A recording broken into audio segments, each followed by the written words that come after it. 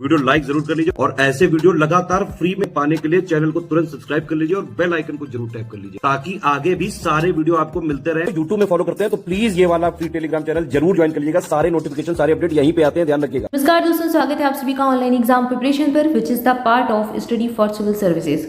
दोस्तों UP triple SC PT exam की तैयारी हम कर रहे हैं। भारतीय राष्ट्रीय आंदोलन टॉपिक हम देख रहे हैं, जिसमें हमने लास्ट वीडियो में विधायी अधिनियम देखी थी। ब्रिटिश काल में जो एक्ट आए उनको हम देख रहे थे, तो हमने कुछ एक्ट कवर कर लिए थे, कुछ हमारे एक्ट बाकी बचे हुए हैं जिनको हम क्या करेंगे, एमसीक्यू के फॉर्म में अपना कवर कर लेंगे। जो भी इंपॉर्टेंट फैक्ट है जो एग्जाम में अक्सर पूछे जाते हैं उनको हम एमसीक्यू के फॉर्म में देख लेंगे। आज हम जो टॉपिक पढ़ने वाले हैं वो है भारत छोड़ो आंदोलन, आजाद हिंद फौज और नेताजी सुभाष चंद्र बोस। तो एक एक करके इन तीनों टॉपिक को हम पढ़ने वाले हैं। बहुत इंपॉर्टेंट टॉपिक है, एक न एक प्रश्न से पूछा जाता है, इसलिए हम इसको पहले कवर कर रहे हैं। चलिए स्टार्ट करते हैं। सबसे पहले भारत छोड़ो आंदोलन की बात करें तो 1942 में ये शुरू हुआ था, भारत छोड़ो आंदोलन। अब इसकी शुरुआत कैसे हुई या फिर इसके प्रारंभ में क्या बिंदु है, इनको देखते हैं। क्रिप्स मिशन की विफलता के बाद महात्मा गांधी ने ब्रिटिश शासन के खिलाफ अपना तीसरा बड़ा आंदोलन, तीसरा क्यों, क्योंकि ये पहले असहयोग आंदोलन चला चुके थे, सबने अवज्ञा आंदोलन चला चुके थे, फिर तीसरा बड़ा आंदोलन का भारत छोड़ो आंदोलन था। तो ये शुरू करने का इन्होंने फैसला लिया। 8 अगस्त 1942 को महात्मा गांधी ने ब्रिटिश शासन को समाप्त करने का आह्वान किया और मुंबई में अखिल भारतीय कांग्रेस कमेटी की सत्र में भारत छोड़ो आंदोलन शुरू किया।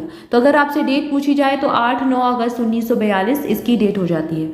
ग्वालियर टैंक में 8 अगस्त 1942 में एक बैठक आयोजित की गई। यहाँ पर भारत छोड़ो प्रस्ताव पारित किया गया और 9 अगस्त 1942 को सभी प्रमुख कांग्रेसी नेताओं को गिरफ्तार कर लिया गया। अब गिरफ्तार क्यों किया, ताकि ये आंदोलन ना कर पाए, लेकिन फिर भी ये आंदोलन ऐसा था जिसका कोई नेतृत्व नहीं कर रहा था, पूरे भारत के लोग इसमें भाग ले रहे थे, तो ये आंदोलन चलता रहा। कांग्रेस में जयप्रकाश नारायण जैसे समाजवादी सदस्य भूमिगत प्रतिरोध गतिविधियों में सबसे ज्यादा सक्रिय थे। तो ये नाम एग्जाम में पूछा जाता है कि भूमिगत प्रतिरोध गतिविधियों में कौन शामिल था, तो जयप्रकाश नारायण का नाम भी याद रखना है। पश्चिम में सतारा और पूर्व में मेदिनीपुर जैसे कई जिलों में स्वतंत्र सरकार की स्थापना कर दी गई। इसके बाद क्या हुआ, 19वीं सदी के आखिर से जाति व्यवस्था और जमींदार के खिलाफ महाराष्ट्र में एक गैर ब्राह्मण आंदोलन भी विकसित हो चुका था।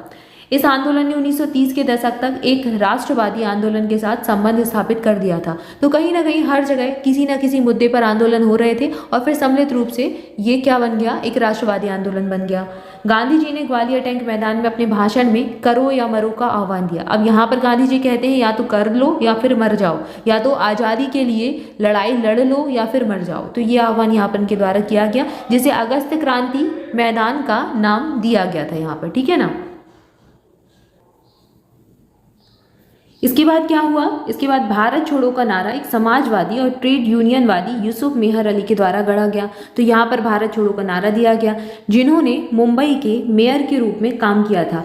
मेहर अली ने साइमन गो बैक का नारा भी दिया था, मतलब साइमन कमीशन वापस जाओ, इसका नारा भी इनके द्वारा दिया गया था। ठीक है, तो ये सारे जो है इंपॉर्टेंट फैक्ट एग्जाम में इनके नाम पूछे जाते हैं। स्वतंत्रता आंदोलन की ग्रैंड ओल्ड लेडी के रूप में लोकप्रिय अरुणा आसफ अली को भारत छोड़ो आंदोलन के दौरान मुंबई के ग्वालियर टैंक मैदान में भारतीय ध्वज फहराने के लिए जाना जाता है। तो यहाँ पर आपसे एग्जाम में पूछा जाएगा कि मुंबई के ग्वालियर टैंक मैदान में किसने भारतीय ध्वज फहराया था, तो अरुणा आसफ अली का नाम याद रखना है। इनको ग्रैंड ओल्ड लेडी के नाम से भी जाना जाता है।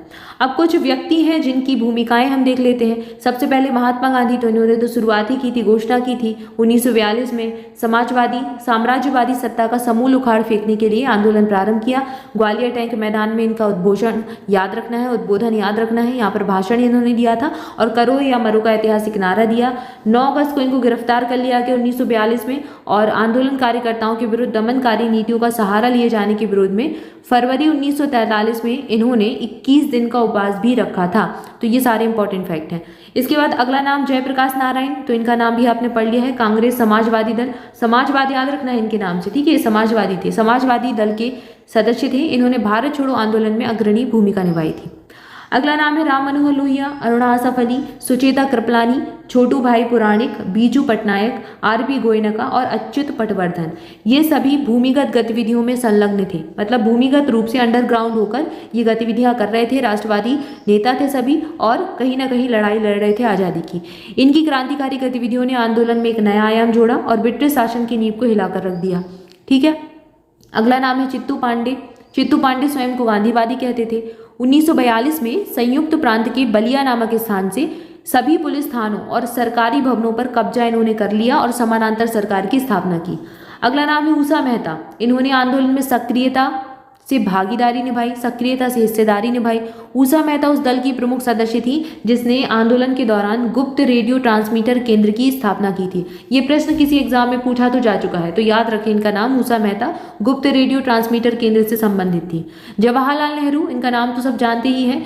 ये प्रारंभ में नेहरू ने गांधीवादी कार्यक्रम का विरोध किया और उदारवादियों का समर्थन किया, लेकिन बाद में गांधी जी के कार्यक्रम का समर्थन ये करने लगे और 8 अगस्त 1942 को भारत छोड़ो प्रस्ताव पास करने में महत्वपूर्ण भूमिका भी इन्होंने निभाई। अगला नाम है सुमति मोरारजी। तो मोरारजी इन्होंने अच्युत पटवर्धन को उनकी भूमिगत गतिविधियों के संचालन के लिए योगदान दिया। कालांतर में इनकी गणना भारत की प्रसिद्ध महिला उद्योगपतियों में भी की जाने लगी। तो ये एक उद्योगपति थी जिन्होंने क्रांतिकारी गतिविधियां जो थी उनमें सहयोग प्रदान किया। रास बिहारी बोस प्रसिद्ध क्रांतिकारी नेता थे।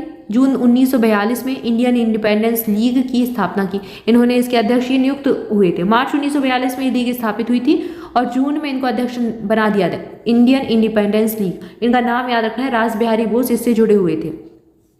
अगला नाम है कैप्टन मोहन सिंह।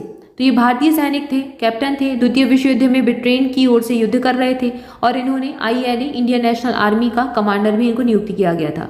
सुभाष चंद्र बोस, इनका नाम तो आप सब जानते ही हैं। 1943 में इंडियन नेशनल आर्मी की सदस्यता ग्रहण की।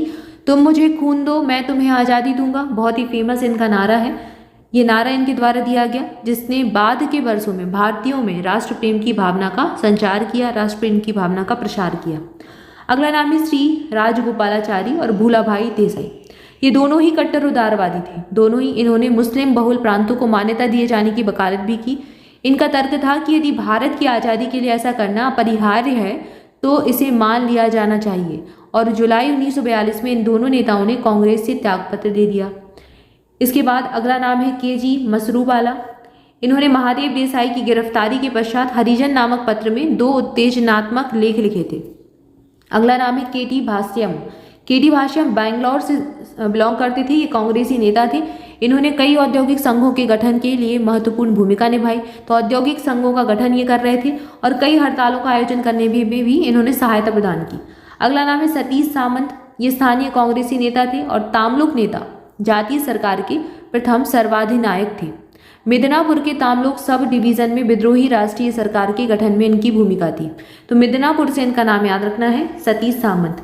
मातंगिनी हाजरा ये तामलुक की 73 वर्षीय वृद्ध कृषक विधवा थी। 29 सितंबर 1929 को सुतहाटा पुलिस स्टेशन पर आक्रमण के समय हिंसा में इनकी मृत्यु हो गई थी।